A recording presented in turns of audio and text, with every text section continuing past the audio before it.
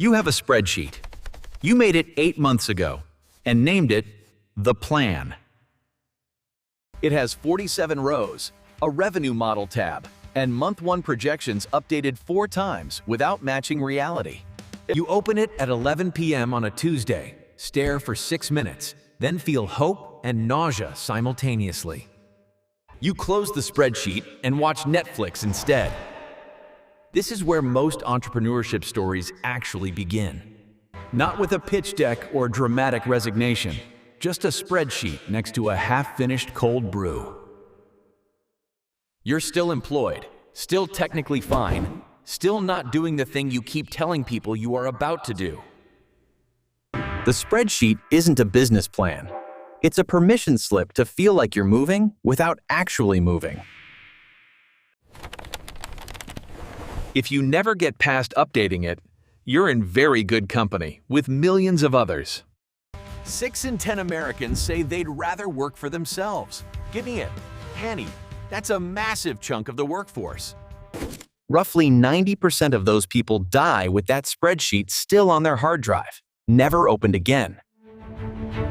There's a massive difference between saying, "I run my own business," and checking your bank account in the car.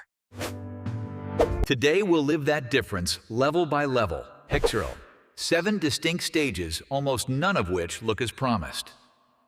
Level 0, the employee with a dream. Dream, the most financially comfortable you will be for several years.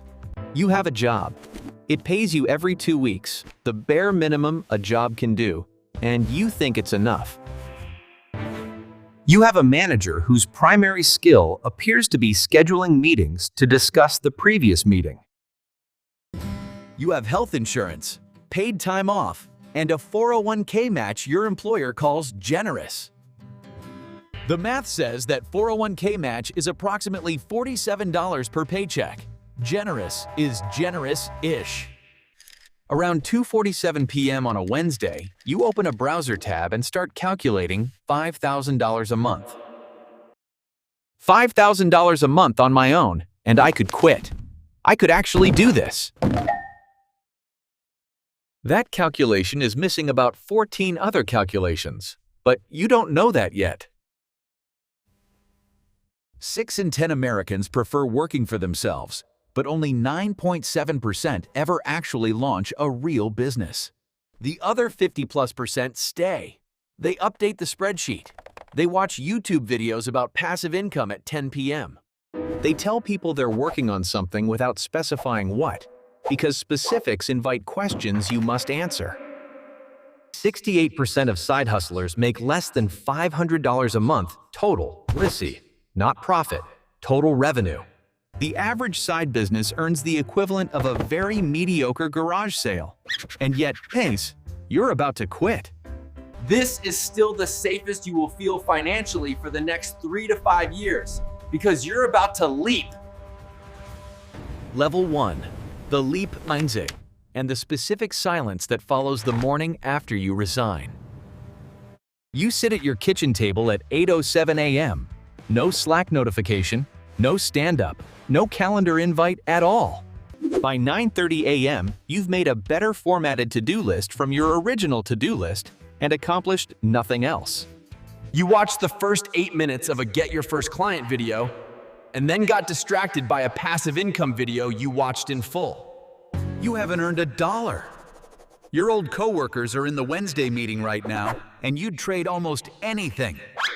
65% of entrepreneurs fund their launch entirely from personal savings right now.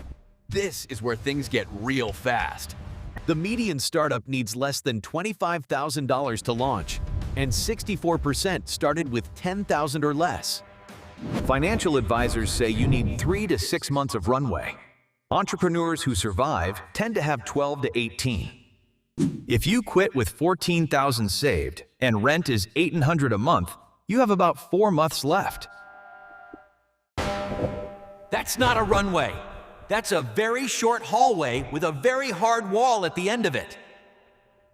The identity crisis starts on day 1 telly. Not eventually, immediately. Your job was who you were. Your job was more tangled up with how you understood yourself than you ever realized Alani's. And now it's gone. The silence doesn't feel like freedom yet. It just feels like the absence of something very familiar. What comes next will either make you or break you. A turn me, sometimes both in the exact same month. Level 2, Year 1. The part nobody posts on LinkedIn. This is where the math gets brutal. The average first-year business costs between $30,000 and $50,000 to operate. What are you earning against that?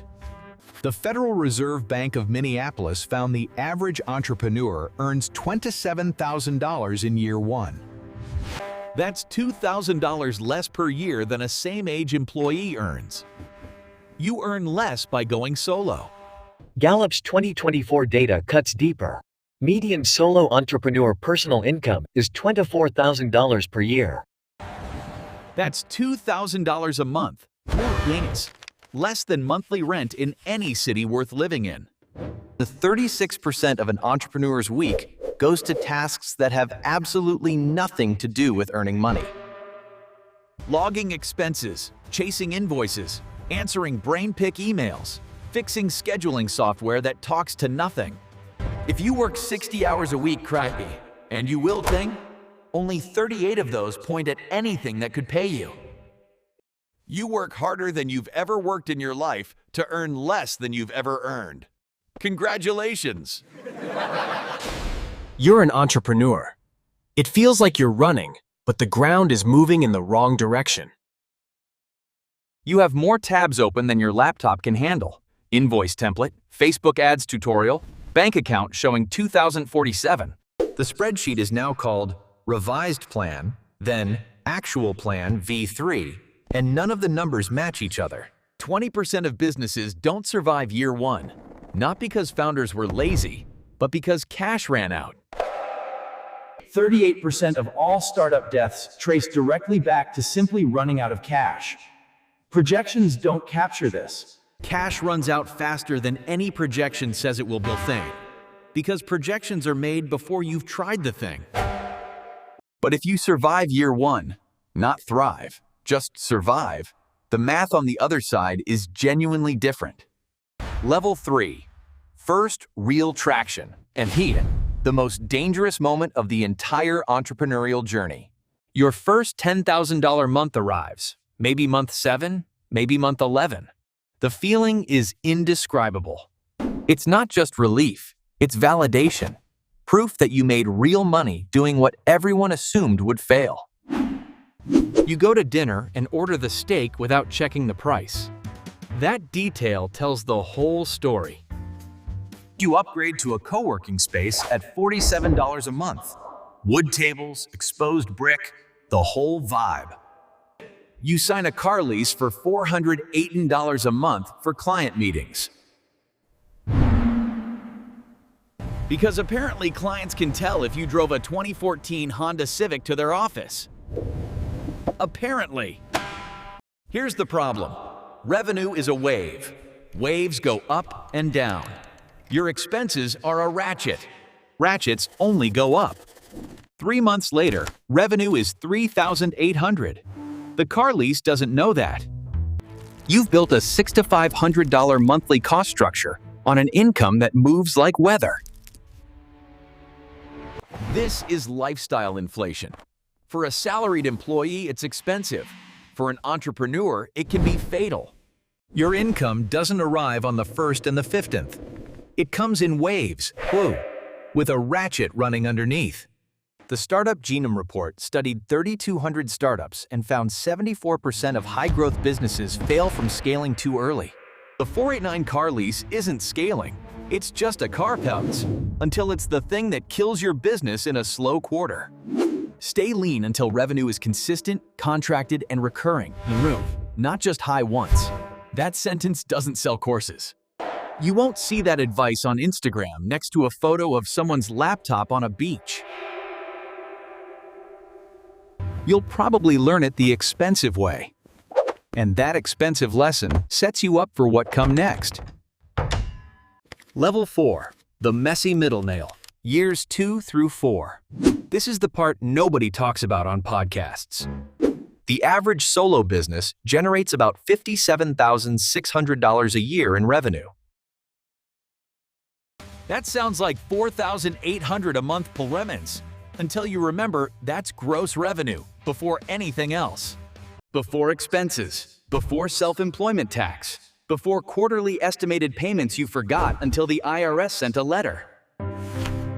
The IRS letter was worded in a way that suggested they were not particularly happy about being forgotten. And income doesn't land evenly. You'll have a $9,000 month, then a $1,100 month right after.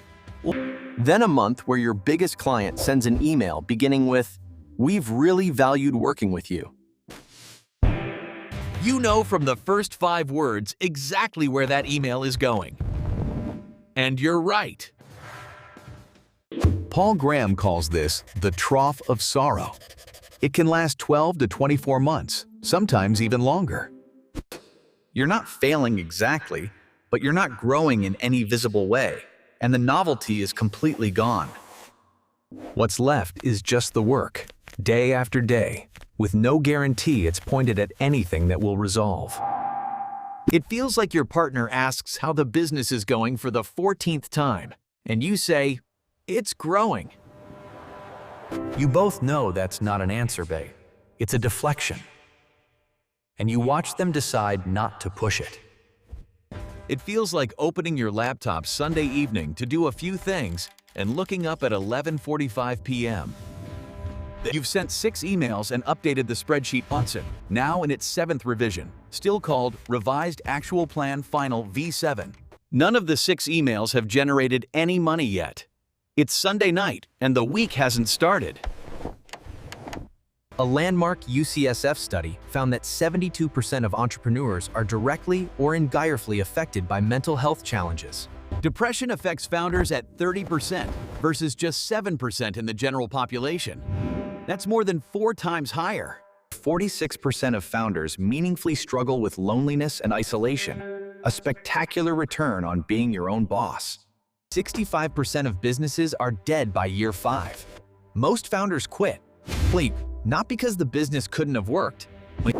They ran out of the one resource that doesn't appear on any spreadsheet: the will to keep going.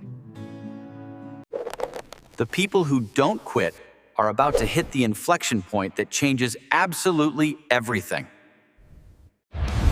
Level 5. Your first hire Thailand. The day you stop being just you. Something has to give. You hit a wall around hour 63 of a 70-hour week.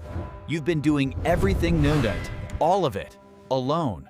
Writing the proposal, delivering the work, managing clients, building and chasing invoices, posting on social media, Answering the email about the social media post is doing, and somewhere in there you were supposed to sleep and eat. The thing that gives is the illusion this was ever supposed to be done by just one person. Only 2.4% of working adults are employer entrepreneurs. Most businesses stall permanently at the solo stage. The Gallup data makes the difference stark. Solo entrepreneur median income is $24,000 per year. Employer entrepreneur median income, $110,000. Same activity, 4.6 times the income. The team isn't a luxury. The team is the mechanism. That's the shift that changes the math entirely. But here's what Hire Your First Employee articles don't cover. A $40,000 salary doesn't actually cost $40,000. But add payroll taxes, workers' comp, health insurance, paid time off, equipment, and software licenses. That gets you to $50,000 to $56,000 per year. Congratulations, you gave yourself a $16,000 bill. For the privilege of having someone to delegate to. That's the actual cost of your first team member. Then comes your first payroll run. You transfer $2,847.63 to someone else's account.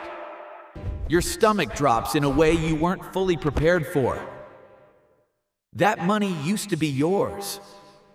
That money leaves every 2 weeks. This too, whether the month was good, whether the client paid or not. You've traded, "Can I pay my rent?" for "Can I cover Sarah's rent?" Simultaneously more stressful and more motivating. Responsibility for other people is simultaneously the most stressful and most motivating thing in this whole journey. You've built something that exists beyond your daily output. That's new, and it's the beginning of real change. Level 6. The revenue number that looks great on LinkedIn. Your business does $500,000 in revenue. Someone at a party says, "Oh, that must be so freeing." And you smile and nod and say nothing real. Here's what the number looks like after it goes through the rest of the math. Average net profit margin, 7 to 10%. At 10% margin, your $500,000 becomes $50,000 in profit. Then comes self-employment tax. You pay 15.3% self-employment tax on top of income tax, because as an owner, you cover both sides of it. After all taxes, your take-home lands between $35,000 and $42,000 from $500,000 in revenue. You built a $500,000 business and personally take home less than the median American household income. Even in the generous scenario, consulting at 20% margins, $500,000 yields roughly $85,000 after tax. That sounds like a lot until you remember that a corporate salary of $100,000 requires $130 to $160 self-employed to match. You now fund every benefit yourself. The ability to get sick without losing a client is worth real money. You're learning exactly how much getting sick costs when you're the product and the business at the same time. 70% of small business owners have cut their own salary to keep the business running. It's extremely common. The business is doing well. You are technically the last person the business takes care of. That's the hard truth. It feels like running at 90% capacity for 4 years, and the reward is the same effort with more zeros. But here's what the long game actually pays. By age 55, the average entrepreneur earns $134,000 per year. Compare that to the average employee earning $79,000 at the same age. The gap is $55,000. Median net worth for employer entrepreneurs is around $3 million. The payoff is absolutely real. The payoff is real. The timeline is just longer and harder than anyone describes when they're selling you the idea. Level 7. The other side. Year 8. Your business does $1.2 million. You have 6 employees. You take home $165,000. You take a 2-week vacation for the first time in 8 years. The business runs without you for the first time in 8 years. You sit somewhere warm with a drink. And you feel strange. Not triumphant, not euphoric. Strange. Like someone who set down something very heavy. Arms that have held something heavy for 8 years don't know what to do with themselves when it's finally down. 81% of founders say they wouldn't change the decision. 70% say it's the best job they've ever had. 62% say the stress was worse than they ever imagined.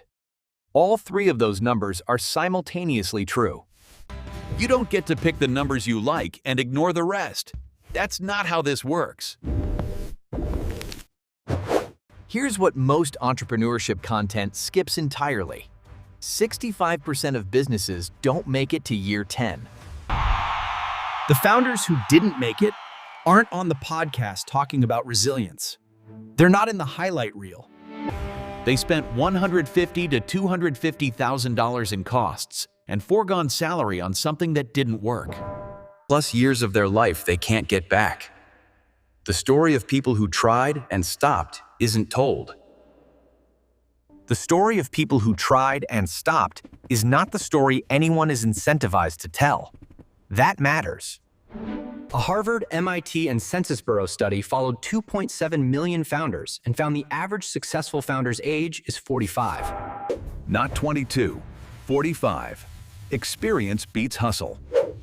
Let that land where it needs to land. A 60-year-old founder is statistically twice as likely to succeed as a 30-year-old. The data is clear on this. This is not the story that sells courses. but it is the one that's actually and demonstrably true. 70% of startups that survive pivoted dramatically at least once before they found what actually worked. Instagram was a location-sharing app. Slack was a gaming company. The original idea almost never wins. What succeeds is the founder who stayed long enough to find the right version of the idea. There's no scoreboard at the end. No moment where a number confirms you won. It doesn't work like that. What you get, if you're in the 35% who make it to year 10 and we're not in life, is something quieter and more durable. The specific, tired, genuine satisfaction of having built something real that works when you're not in the room. Something you would not trade, even with full knowledge of exactly what it cost you to build. That's the honest version of the story. Not the Instagram version, not the podcast version. Hey, tinget pofis, the actual one. If this resonated, you're probably somewhere in the middle of this journey right now. That's okay. Maybe you're at level 0, payroll, sitting on a spreadsheet you've updated but never actually acted on yet. Maybe you're at level 3, solo, writing a good month a little harder than the numbers actually support. Maybe you're at level 4, talented, 3 years in, exhausted, wondering if the trough of sorrow has a floor. The reason most people don't make it isn't that they didn't work hard enough. Work ethic isn't the gap. It's that they tried to figure it out entirely alone, with no one who understood what this phase actually feels like. Or what moves to make inside each specific phase of this journey when you're living inside it. That's exactly why a community was built, to yield, to share stage-by-stage frameworks and real financial breakdowns. And a playbook for every level covered today, plus a place to connect with people in your exact same phase. Not a forum full of people selling each other courses, just people actually building things and comparing notes. People who get why a slow October feels like the floor is giving way, without having to explain it from scratch. The link is in the description.